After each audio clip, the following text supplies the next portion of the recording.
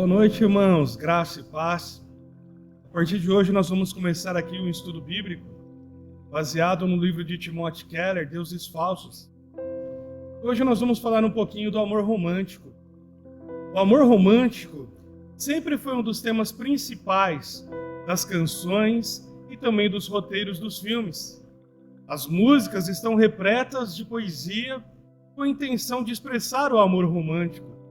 Os cantores, eles são viciados em se apaixonar. Um filme hoje que não fala a respeito do amor romântico, parece que esse filme não tem sentido. A impressão que dá é que nem vale a pena assistir tal filme, né? Temos o costume, meus irmãos, de transformar algo em bom sempre em um ídolo. E é pensando nisso que eu queria ler aqui um texto de Timothy Keller. Olha o que ele diz. A música popular e a arte da nossa sociedade nos incentiva a buscar no amor romântico o preenchimento de todas as necessidades mais profundas do nosso coração. Porém, nenhum amante, nenhum ser humano é qualificado para esse papel. Ninguém poderá viver à altura dessa expectativa. O resultado inevitável é a amarga desilusão. Timothy Keller. Hoje, irmãos, nós iremos falar a respeito de Jacó. Deus havia prometido para Rebeca que da linhagem de Jacó iria nascer o Salvador do mundo. Deus disse para Rebeca em Gênesis 25, 23, o mais velho servirá o mais novo. Porém, o filho favorito de Isaac, irmãos, não era Jacó, era Esaú. Os anos ali se passaram, Isaac, ele ficou velho, ele envelheceu, ele ficou cego, e Jacó, ele foi desonesto com o seu pai, e ele enganou seu pai, e ele foi abençoado no lugar do seu irmão pelo seu pai. Por esse motivo, Esaú ficou cheio de raiva, e ele queria agora matar o seu irmão mais novo. E Jacó, com medo do seu irmão mais velho, e também com forte desejo de se casar, ele fugiu. Ele foi morar com seu tio numa terra distante.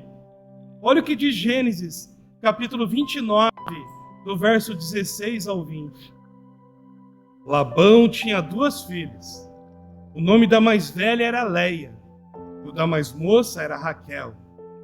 Leia tinha os olhos sem brilho, ao passo que Raquel, ela era bonita de porte e também de rosto. Porque amava Raquel, Jacó disse, por Raquel, a tua filha mais nova, mais moça, eu vou trabalhar 7 anos para ti. Labão respondeu, é melhor dá-la a ti do que qualquer outro, então fica comigo. Jacó trabalhou 7 anos por causa de Raquel, e estes anos para ele pareceram poucos dias, pelo muito que ele a amava. Irmãos, Jacó, ele era jovem, ele tinha uma carência emocional muito grande dentro dele, e também ele tinha um desejo sexual muito forte. A sua vida, a vida de Jacó era vazia. Ele nunca teve ali o amor do seu pai, como o seu irmão, né, mais velho tinha, o amor paternal. Ele não desfrutava muito disso. E agora ele estava longe da sua mãe, que demonstrava muito amor por ele. E ele estava nessa terra distante, ele se sentia ali muito solitário, muito sozinho. De repente ele encontra ali a mulher mais bonita que ele já viu na vida. Ele imaginou, se eu casar com essa mulher bonita, todo o meu sofrimento vai embora. Vou resolver todas as dificuldades da minha vida. Era assim que ele imaginava, era assim que ele pensava. Para Jacó, a sua vida só teria sentido se Raquel se tornasse a sua esposa. Aquele rapaz estava em êxtase. Ele estava cego de paixão, ao ponto de oferecer uma fortuna por Raquel. 7 anos de trabalho. Olha o que diz Timothy Keller. Em nossos dias é comum algumas pessoas buscarem um significado para as suas vidas, não na pessoa de Deus, mas sim num tipo de amor, de um romance salvador. Muitos se voltam para o sexo e para o romance, buscando neles o significado salvador que somente a fé em Jesus pode dar. Procuram na pessoa amada o ideal divino para preencher as necessidades de um Salvador em sua vida. Ou seja, deposita no relacionamento toda a esperança de salvação. O que aquela pessoa quer, né? Na verdade, o que uma pessoa quer quando ela coloca o parceiro dela no lugar de Deus, irmãos? A única resposta, ela quer redenção, ela quer salvação, nada menos do que isso. Criamos a fantasia de que se nós encontrarmos a nossa cara metade, tudo que há de errado conosco vai ser curado. São palavras de Timothy Keller. E quantas pessoas não estão assim? Acreditando que se ela encontrar, né, a cara metade dela, pronto, está tudo resolvido, não vai ter mais problema nenhum em relação às coisas da vida, né? Ela vai ser salva. Mas será que realmente é assim, irmãos? Então Jacó lhe disse a Labão, verso 21, dai-me minha mulher, porque o tempo já se completou, eu quero me unir a ela. Jacó, irmãos, ele é meio maluco, ele é meio doido. Sabe o que ele está querendo dizer aqui para o pai da moça? É praticamente isso. Eu quero fazer sexo, lógico, com a sua filha. Eu já paguei, eu quero fazer sexo logo com ela. É praticamente isso que ele está dizendo para o pai da menina, né? Eu não consigo me esperar mais. Eu quero me casar com ela agora, né? Irmãos, aquele rapaz estava tão cego, ele não mediu as consequências da palavra dele. Imagine alguém chegando num pai, né? E falando desse jeito. Desculpa, irmãos. Quer morrer, né? Só pode um camarada chegar assim e falar dessa forma para um pai, né? Labão, né? Ele era malandro. E ele viu ali o que é uma grande oportunidade. Ele sabia que ninguém iria casar com Leia. Por quê? Porque Leia não era bonita, não. Ele enxergou a paixão cega de Jacó e a oportunidade para ele ganhar muito dinheiro. Então o que ele fez, né? Fez um grande churrasco de noite, com muita bebida forte, deixou Jacó bêbado, e entregou a sua filha com um véu, né, cobrindo o rosto dela. E o verso 25 vai dizer o seguinte, quando amanheceu, lá estava Leia, e Jacó perguntou a Labão, que é isso que me fizeste? Eu trabalhei para ti em troca de Raquel, então agora o Senhor me enganou, né? Quando ele amanhece o dia, Jacó ele olha para sua esposa, que ele passou a noite toda com ela, né? Apesar que ele estava ali bêbado. E quem que era, né? Não era a linda Raquel que ele tinha trabalhado, mas era Leia, a filha de Labão, a moça que não era bonita, a moça que não era atraente. Ele trabalhou para uma moça bonita e atraente, e quando ele acorda, ele está com a filha que não era nem bonita e nem atraente. O que aconteceu, irmão? Jacó ficou muito nervoso. E quando ele ficou nervoso ali, irritado com aquela situação, ele foi até a casa de Labão, atrás de Labão. E sabe o que aconteceu?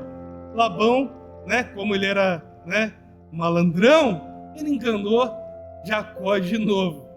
Ele fez um acordo para ele trabalhar mais 7 anos por Raquel. E Jacó aceitou isso.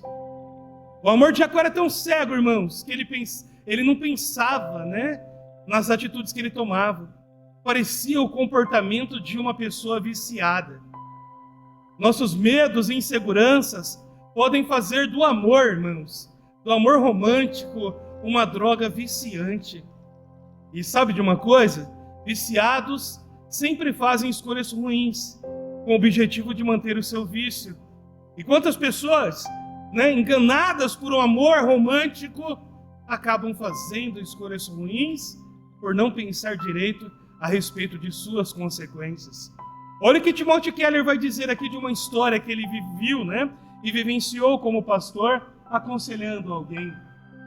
Ele dizendo, no início do meu ministério pastoral, eu conheci uma moça chamada Sally. Ela era muito bonita, essa moça.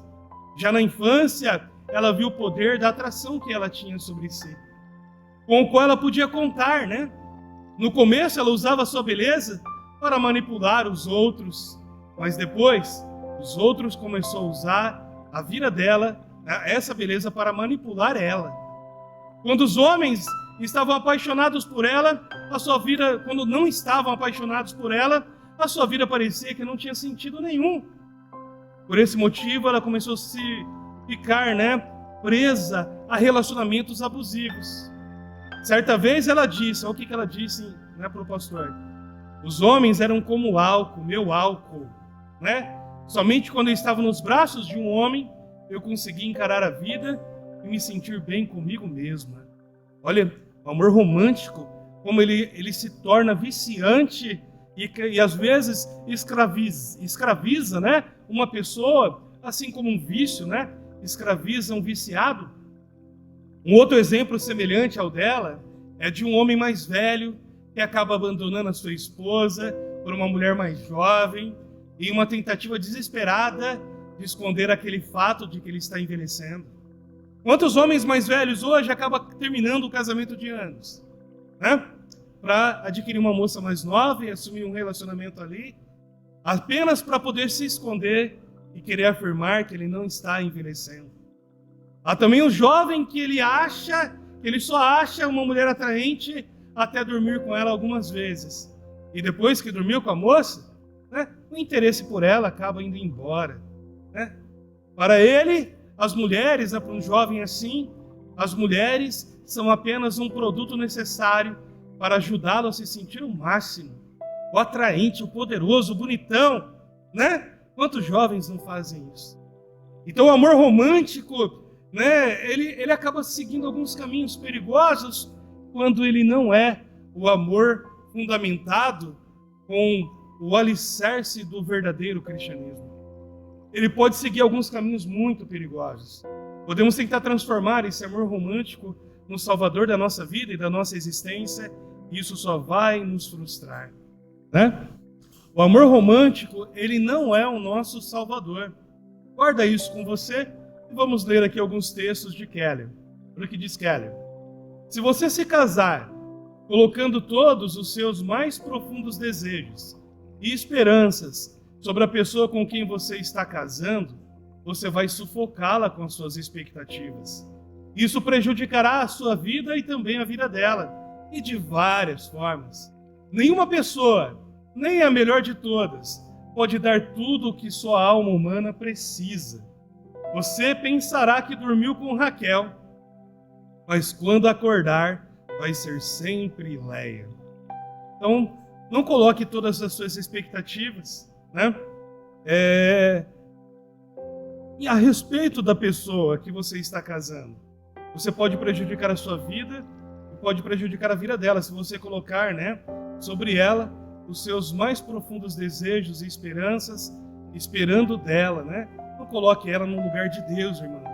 Isso é muito perigoso. Amém? Olha outro texto bem interessante, ó. O fracasso do amor romântico como solução de problemas humanos é parte da frustração do homem moderno. Nenhum relacionamento humano pode suportar o peso do endeusamento. Por mais idealizado e idolatrado que seja o nosso parceiro, inevitavelmente mostra imperfeições e também fraquezas. No final das contas, o que queremos quando elevamos o nosso parceiro a essa posição, Queremos nos livrar das nossas culpas, da nossa sensação de vazio. Queremos ser justificados, saber que nossa existência não é em vão. Queremos redenção, ou seja, salvação, nada menos do que isso. Não é preciso dizer que parceiros humanos não podem nos redimir. Ernest Becker, Então, irmãos, a expectativa de salvação, quando o homem cria, concernente a uma área da vida, e em especial ao relacionamento, conjugal, o amor romântico, isso ele vai se frustrar, qualquer ser humano que seja. Amém?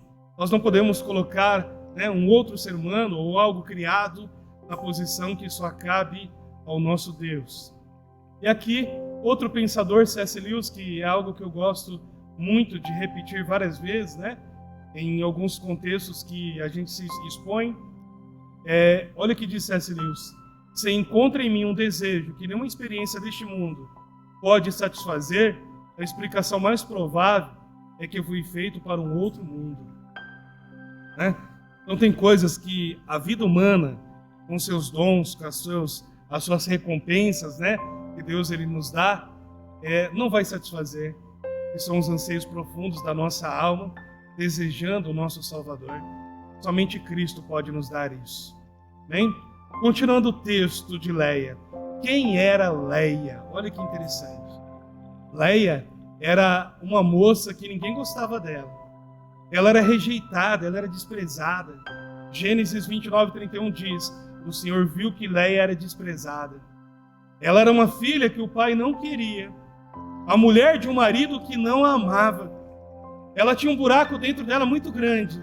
O coração do marido dela pertencia a uma outra mulher, porque lá em Gênesis 29:30 diz: então Jacó tomou Raquel por mulher, ele a amava muito mais do que amava a Leia. Então o coração do marido dela pertencia a outra. Que dureza para uma mulher, né, numa situação como essa. Enquanto a sua irmã, ela era a filha preferida do pai dela, e a esposa preferida do marido dela, ela era alguém que era desprezada. O seu marido fazia sexo com ela, mas ele não amava ela. Que coisa, irmãos! Então ela pensou, como muitas mulheres de hoje em dia pensam. Olha, isso aqui é um versículo bíblico. Gênesis 29:32-35 vai dizer uma parte do texto da seguinte forma: se eu tiver filhos, meu marido vai começar a me amar. E olha o que diz Gênesis 29:32. E Leia engravidou e deu à luz a um filho, a quem deu o nome de Rúben, pois disse ela: porque o Senhor viu a minha aflição, agora meu marido vai me amar. Verso 33. Ela engravidou outra vez e deu à luz a um filho, e disse: porque o Senhor ouviu que eu era desprezada, deu-me também este, e deu-lhe o nome de Simeão. Verso 34. Engravidou outra vez e deu à luz a um filho e disse: agora dessa vez meu marido vai se unir a mim, porque lhe dei 3 filhos, por isso lhe deu o nome de Levi. Quantas mulheres em nossos dias acham que o nascimento de filhos vai trazer a salvação para o seu casamento? Era assim também que Leia pensava, meus irmãos. Mas esse pensamento não é verdadeiro. Esse pensamento é mentiroso. Mas Deus mudou a vida de Leia, e nós louvamos a Deus por isso, porque o verso 35 vai dizer: de novo engravidou e deu à luz a um filho. Porém, dessa vez ela disse, né? Louvarei o Senhor. Por isso deu-lhe o nome de Judá e parou de ter filhos. Quando Leia dá à luz ao seu quarto filho Judá, o seu coração mudou. Teve uma transformação ali. Os seus desejos mais profundos saiu, né? Estava direcionado ao marido, ela tirou da direção do marido e ela direcionou totalmente para o seu Senhor, para Deus. E ela disse: desta vez eu louvarei ao Senhor. Ela mudou o rumo, ela mudou o foco, e isso transformou a vida de Leia. Se você se casa com uma pessoa esperando que ela seja um Deus, o seu desapontamento vai ser muito grande. O que estamos dizendo aqui, irmãos, não é que você deve amar menos o seu marido, irmã, e nem você, irmão, menos a sua esposa, mas sim que você deve conhecer e amar mais a Deus ainda do que você ama. Como podemos conhecer o amor de Deus de maneira mais profunda? Essa deve ser a nossa pergunta. Como podemos nos libertar de nossas expectativas que acabam sufocando o nosso casamento? A resposta é: nos voltando totalmente para Deus, assim como Leia fez. Somente assim nós vamos desfrutar, né, da bênção de Deus em nós. O Salvador Jesus, irmãos, ele veio ao mundo não pela bela Raquel, que o pai achava linda e que o marido também, mas através daquela que foi desprezada e daquela que foi mal amada, a Leia. Deus veio àquela garota, veio àquela garota que ninguém queria, irmãos. Deus foi até ela, né? O coração dela mudou e ali, né, quando ela Teve Judá, ela louvou a Deus, e foi de Judá que veio o seu filho, Judá, da descendência dele que veio, né? O nosso Salvador Jesus Cristo. Então Leia, ela se tornou a mãe ancestral de Jesus Cristo. Esse é o Deus que salva pela graça, meus irmãos. Como pecadores, né? Semelhante a Leia, não havia nenhuma beleza em nós para que Ele nos amasse, mas Ele ama aqueles que ninguém ama, irmãos. Os fracos, aqueles que ninguém quer. O nosso Salvador, Ele ama. Eu quero terminar aqui dizendo, né? O nosso Salvador Jesus Cristo, Ele é o nosso marido. E nós, igreja, somos a sua noiva. Amém? Temos só um Salvador. O nome dele é Jesus. Temos só um Deus. O nome dele é Jesus. Né? Ele é o nosso Deus e Salvador. Nós adoramos somente a Ele. Amém? Vamos orar, meus irmãos. Senhor Jesus, eu coloco diante da Tua presença a vida do Teu filho e a vida da Tua filha.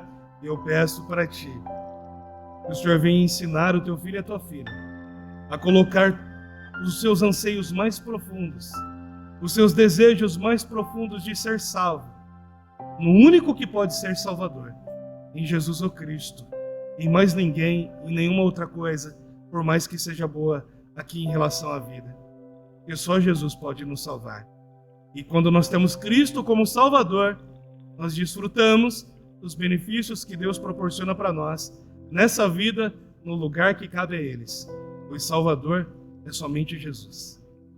Muito obrigado, ó Deus, por este momento. Eu queria agradecer a você que me ouviu, e você também, minha irmã. Espero que esse estudo traga aí uma grande edificação da sua vida em nome de Jesus Cristo. Amém?